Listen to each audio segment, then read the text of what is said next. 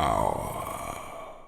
Hello and welcome to the Horror Hour, the place where we discuss, debate, and disagree on all things horror. I'm one of your hosts, George, and today I'm joined by my fellow co-host, Liam. Top of the morning. Or evening, or afternoon. Oh, yeah, it's nighttime. Well, it is here. And today we are just doing a little quick review. Seems it's topical. Of Halloween Ends. We have both just finished watching it, reacting to it, and for you guys on YouTube, the reaction will be dropping on Halloween. It's a little treat for you all, so make sure to stick around for that. But if you're a patron, it's going to be out like in the next few hours, basically, for you. So very soon, and that's going to be a full unedited commentary, so stick around for that. You will need your own version of the film, but so if you are interested in seeing it early, head over to our Patreon, link in the description below, and get access to the full video and audio commentary track. But without further ado, let's get into it. Let's talk about Halloween Ends. So of course, this is the third and final installment in the new trilogy of the new timeline of Halloween. And it's a lot. So we're going to do a quick little, for those of you who haven't seen it already, this section will be non-spoiler. And then we'll put a big sign up and we'll tell you when we're going to go into spoilers. But just in case you're like, should I go and see it or should I not? But you don't want spoilers, we'll talk about it now. Liam, non-spoiler thoughts on this film? it was there. It happened. Somebody did things. Don't know what. Don't know why. Who knows where? Why? Nouns. I don't know. I don't know how. Like, it's just weird. I would say this film will definitely have to me, this feels like a film that's going to have a cult following. Like, I think this film will be very divisive, and I think you're either going to love it or you're going to hate it. Yeah. And I suppose that depends on how big of a Halloween fan you are, and also if you're open to change. And like, because I would say this film definitely takes liberties, or definitely like mixes up what a Halloween film... fucking liberty. It definitely changes up what a Halloween film is to me. Like, and I think we both said this on when we were watching it, like, for a long time we didn't feel like we were watching a Halloween film. There's a lot of stories, subplots going on, that some of them feel like a coming of age film, like a teen rom-com. Like, there's a lot of, I feel like they try and do a lot in a short space of time. Yeah. And I just think some of it lays a bit flat. They try and do far too much in a too short a time period with no prior setup. So it's like... I agree. There are characters in this that probably should have been introduced in the last film or even the film before that to kind of make this feel more linear, or it would have given it an arc, which currently this does not have. They try and do a certain storyline in the space of like 35 minutes, and then it's like, and then you're like, oh, okay, we're here now. It happened. All right, yeah, sure. Yeah, so we'll go with it. But I will say, it's not a spoiler, it's a slasher film. We definitely both agreed inventive kills in this. We were surprised about that. You know, we were kind of like, oh, and then when we saw the kills, we were like, okay, this is kind of bringing us back. You know, it's giving us something a little different. Obviously, Halloween Kills had some great kills in it, hence the name. A lot of people complained it had too many, but I think there was some good inventive kills here that made us both go like, oh. And I would also say the opening is quite a good opening. I was really confused as the opening was going along, because I was like, how's this the opening to a film? Like, nothing's happening. You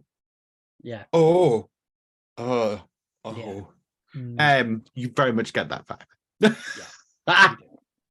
So I don't speak in words, I speak in noises. Noises. He's pre-verbal.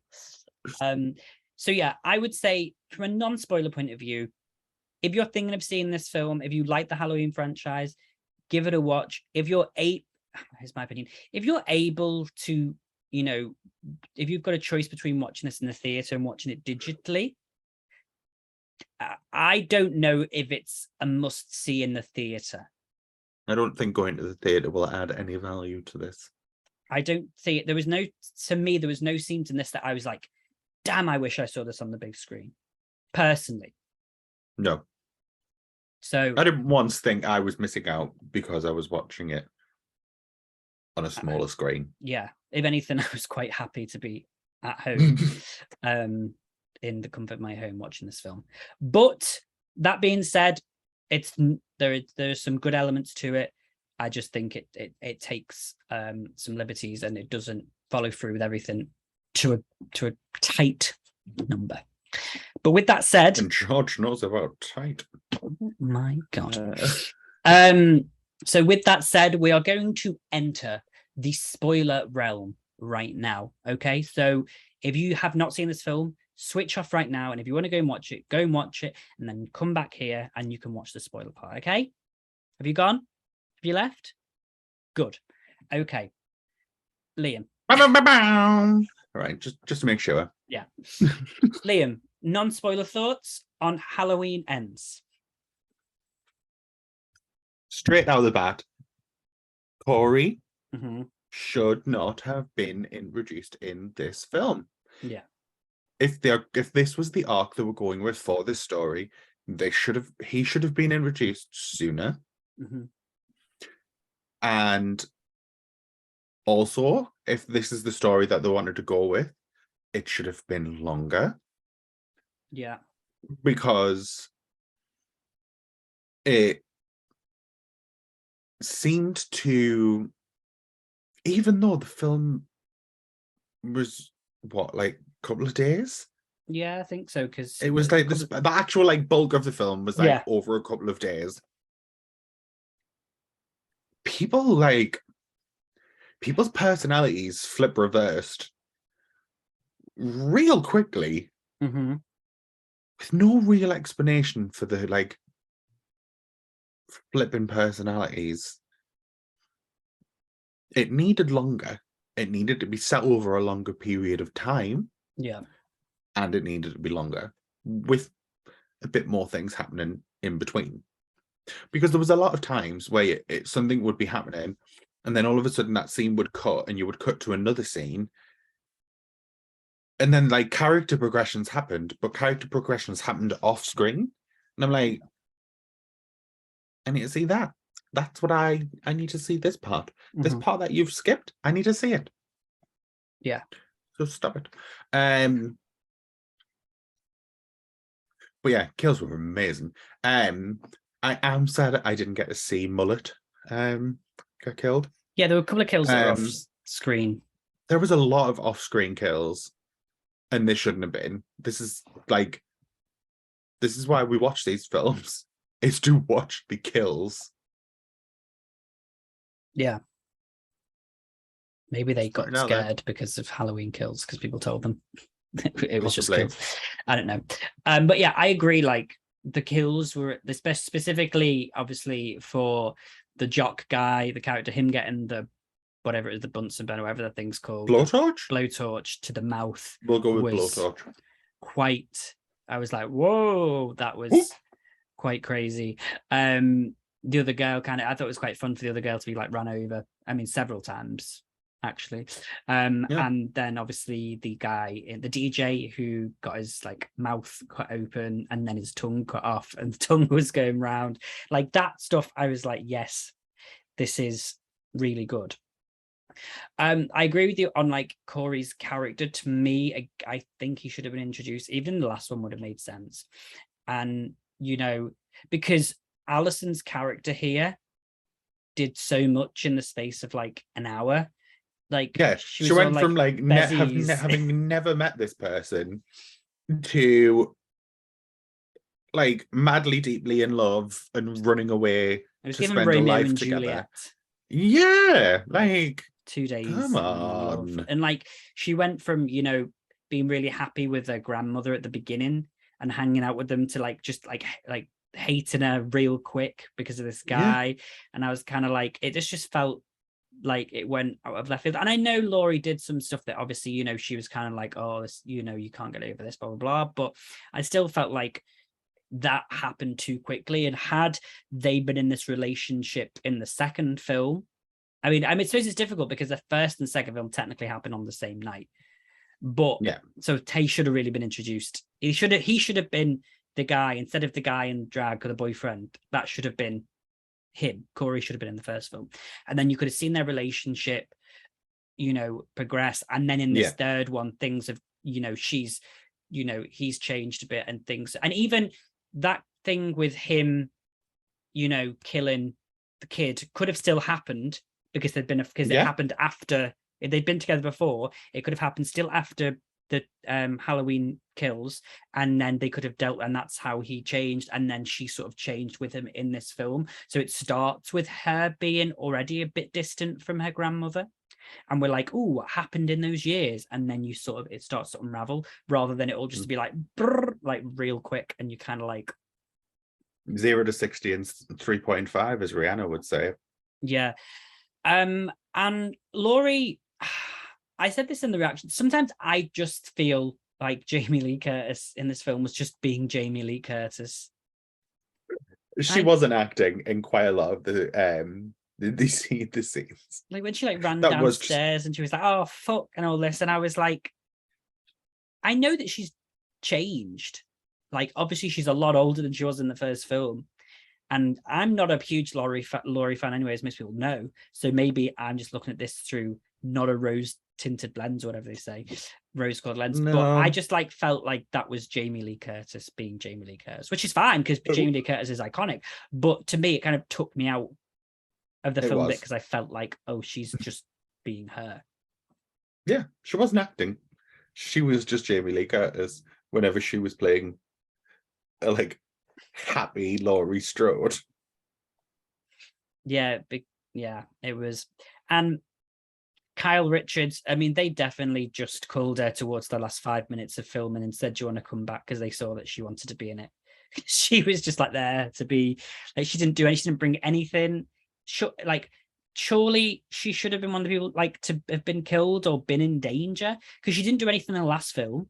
She ran around for a bit and then she disappeared. Yeah. And then we were like, she hid in a tree or something for a bit, didn't she? And in this film, I thought, oh, maybe they're gonna, she's gonna come in and she's gonna help, and it will be like, yeah, she didn't. She just was kind of there for the beginning of the film, and then in the last half turned into a goth for 5 minutes. Yeah, and then the last and half then disappeared. Was not there. I will say I was intrigued. I did enjoy Corey's character, as I just think because it will all happen so fast. I kind of went from liking him to oh, for God's sake, and then to actually rooting for him in the end because I was like, kill Laurie. But I just feel like, if we'd had more time with him, we could have explored this character so much more. I mean, it was, do you know what it was given? It was given season 8 of Game of Thrones. That's what it was given. It was we want to end this franchise. Let's just put it all in this. Wrap that fucker up. Yeah. Because, it just... I don't know, I'm trying to think what else that I like. I don't think there was anything. I mean, I suppose the ending, we talked about this Michael Myers. Oh, God, I forgot about the ending. The procession, the carrying of his body. We said at the end of the reaction, it was like they were honoring him more than, in my eyes, he's a killer. He's killed people. He's a murderer. You kill him and then you chuck him in the bin or you burn his body, and it's like you don't even care. Do you know what I mean? Like a nobody. But then they were doing this thing about the Haddonfield. That he was so tired of it. That's why he's yawning. It was just a bit of a weird, cultish thing to do that this whole town came together to. And like I said in the film, this man, he was a kid when he killed when he killed his sister.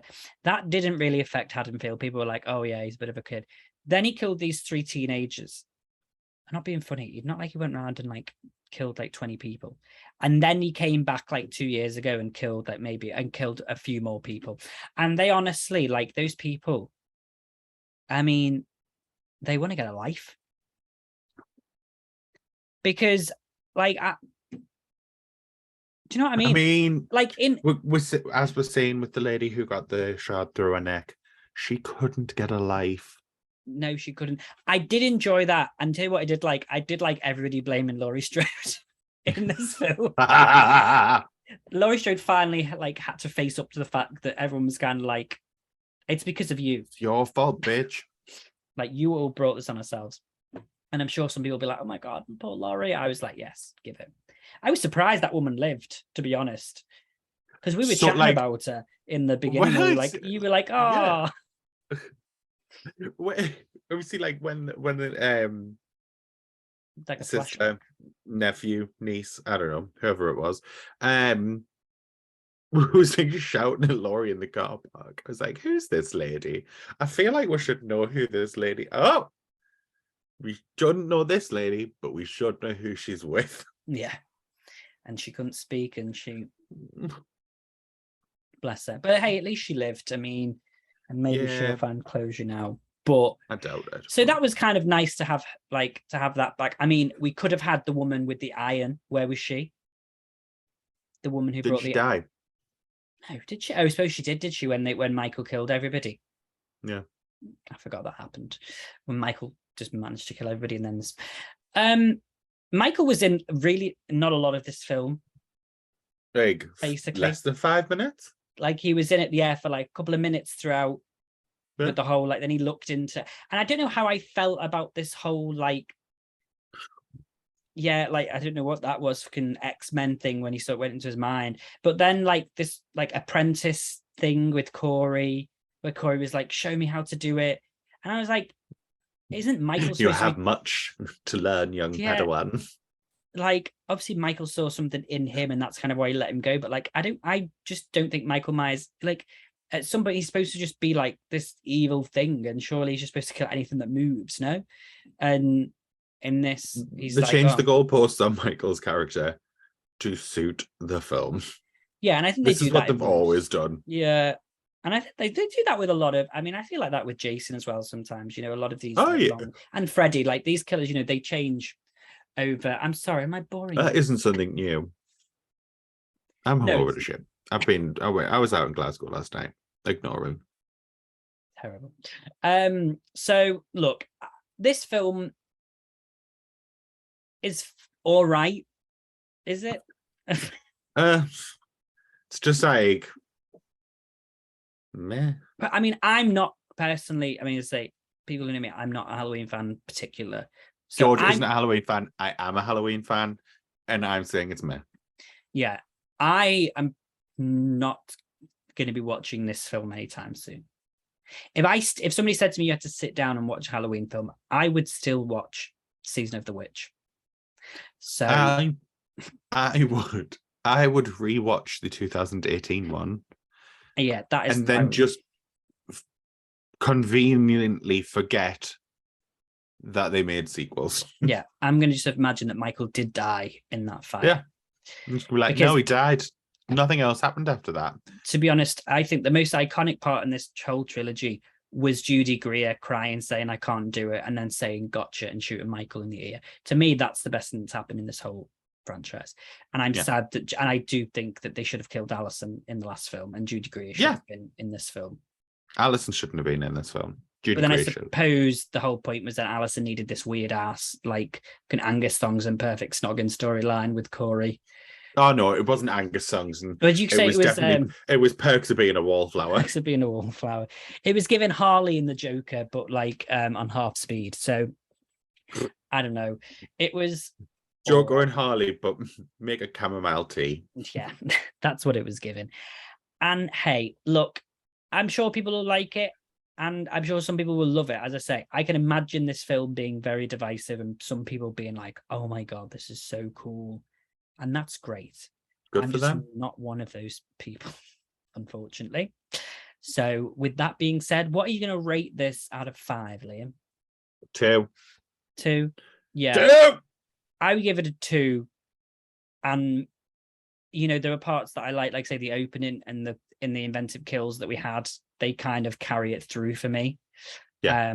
Again, as someone who's not attached to the character of Laurie Strode, it didn't really, I wasn't like, I can imagine people who really like Laurie being like, oh, this is really nice, you know, this is the end to her story. But I mean, she was really just, I mean, it's nice that then people can lie at themselves. Yeah, I mean, I wish I could. She was writing her version of Out of Darkness. We love to see it, and you know, good for her. Good for her. So with that, I hope you enjoyed this video. If you did, please not forget to like, share, comment, and subscribe. If you would like to see our full unedited audio and video commentary to Halloween Ends, head over to our Patreon now. But if you just want to wait, it's going to be on our channel, hopefully on Halloween as a Halloween present, copyright permitting. So do keep an eye out for that. But of course, in the meantime, we've got so much more content coming on normal schedules. Stephen and Yutaka are currently, as we speak, at Brooklyn Film Festival. So there'll be lots of exciting things coming from that and all that exciting stuff. So thank you very much for watching. You can also follow us on our social media at The Horror Hour TV on Instagram and Twitter. And yeah, we'll see you in the next video. Bye, guys. Goodbye. You have been listening to The Horror Hour. See you next time.